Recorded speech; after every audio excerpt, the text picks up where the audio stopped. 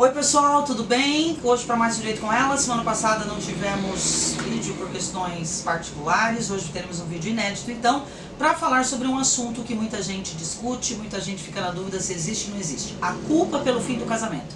Existe ainda a questão de você pedir o divórcio, pedir até eventualmente uma separação, que quase não existe mais, e colocar a culpa no parceiro? Vamos dar uma olhada?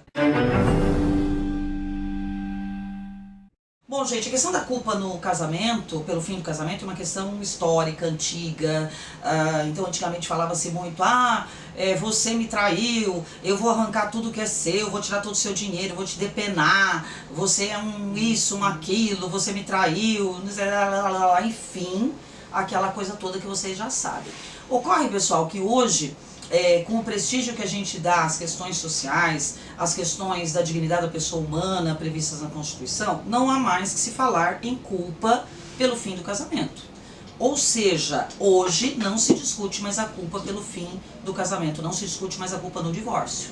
Então, essa é uma questão que já está totalmente pacificada, totalmente esclarecida, e a gente vai colocar para vocês por quê. Nós temos no Código Civil a previsão de que, com o fim do casamento, isso no atual, no anterior, o cônjuge culpado, quando ainda se discutia a culpa, perdia o direito de usar o sobrenome do parceiro e perdia o direito aos alimentos. No Código atual, nós temos dois artigos, o 1578 e o 1704, que falam sobre isso. Então hoje, veja, hoje que eu digo no Código Civil atual, ele entrou em vigor em 2003, foi aprovado e publicado em 2002, entrou em vigor em 2003, dizia o seguinte: o cônjuge culpado pelo fim do casamento não perde o direito de usar o nome do parceiro, o sobrenome, isso porque o sobrenome incorpora-se à personalidade da pessoa. Então, mesmo antes de se definir que não se discutia mais a culpa, o próprio Código Civil já colocava que, mesmo culpado, o cônjuge poderia continuar usando o sobrenome do parceiro, porque o sobrenome faz parte da personalidade da pessoa e não poderia se dissociar por risco de haver prejuízo à personalidade, o que não se admite. A questão dos alimentos, no 1704, a previsão de que o cônjuge culpado pelo fim do casamento, isso na redação do Código Civil, não perderia o direito aos alimentos para sua própria subsistência, ou seja, ainda que culpado, ele não perderia o direito aos alimentos, sendo possível pagar a ele o mínimo para ele sobreviver. Porém, pessoal, apesar de já ter havido essa amenização, essa questão de minimizar a questão da culpa pelo fim do casamento, a própria Constituição Federal, a própria alteração do artigo 226 da Constituição Federal, que permitiu que o casamento fosse desfeito pelo divórcio imediato, ou seja, a emenda 66 colocou que o casamento é dissolvido pelo divórcio sem prazo, sem nada e sem motivo. Hoje não existe como colocar um motivo para o fim do casamento. Eu não quero mais ser casado. Ponto.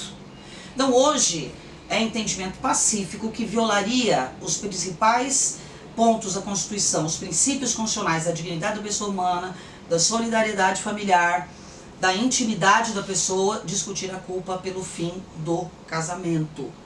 Portanto, hoje, gente, o que vale é o que nós chamamos de teoria do direito de família mínimo. O Estado deve interferir o mínimo possível nas famílias. Então não cabe ao Estado interferir no motivo pelo qual o casamento terminou.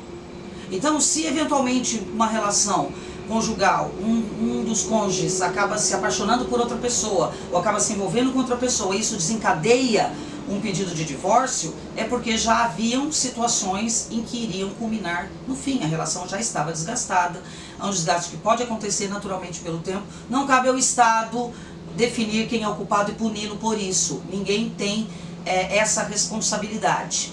Então, o que nós temos hoje? Não se discute a culpa pelo fim do casamento. Então, pede o divórcio, não interessa se ele, na verdade, conheceu outra pessoa, se ele se envolveu com outra pessoa. O que é possível fazer hoje se houve uma traição no casamento, e se essa traição foi uma situação pública, uma situação vexatória, uma situação que causou danos morais, a questão deve ser discutida em ação própria, que é a ação de indenização por danos morais. Então, a responsabilidade civil persiste.